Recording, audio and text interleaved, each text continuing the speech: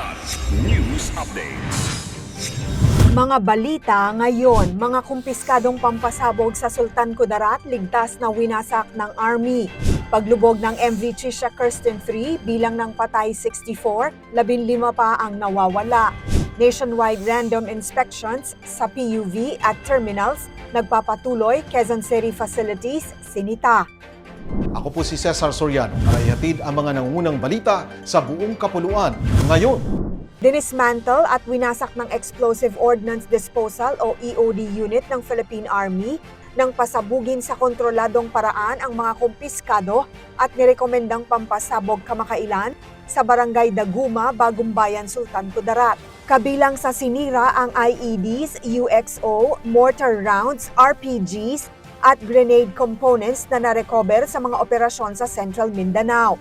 Ang disposal ay sa ilalim ng mahigpit na safety protocols at koordinasyon sa LGU at Philippine National Police o PNP upang masiguro ang kaligtasan ng komunidad. Walang naiulat na insidente. Ayon sa militar, direktang nabawasan ang panganib sa komunidad at tuluyang naalis sa sirkulasyon ang mga kagamitang maaaring gamitin sa terorismo at karahasan.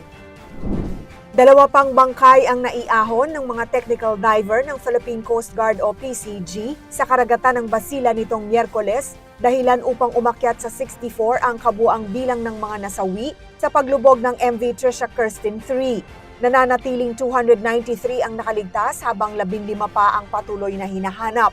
Ayon sa PCG, ang datos ay dumaan sa masusing beripikasyon kasama ang PNP SOCO, lokal na disaster offices, Coast Guard District Southwestern Mindanao at mga pamilya ng biktima.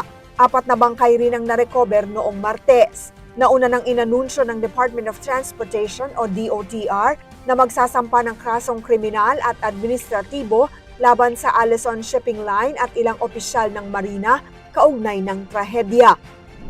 Pinalawak ng Land Transportation Franchising and Regulatory Board o LTFRB ang sabayang inspeksyon sa mga pampublikong sasakyan at terminals sa buong bansa upang tiyakin ang roadworthiness, kalinisan at maayos na serbisyo sa mga pasahero.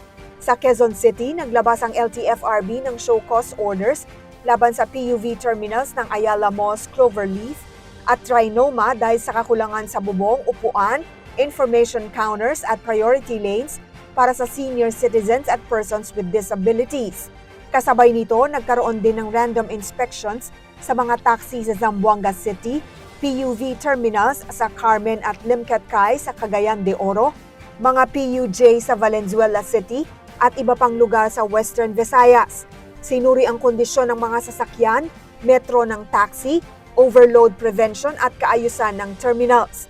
Ayon kay Attorney Vigor Mendoza II, LTFRB Chairperson, layunin ng kampanya na matiyak ang ginhawa, kaligtasan at maayos na biyahe ng mga commuter at motorista.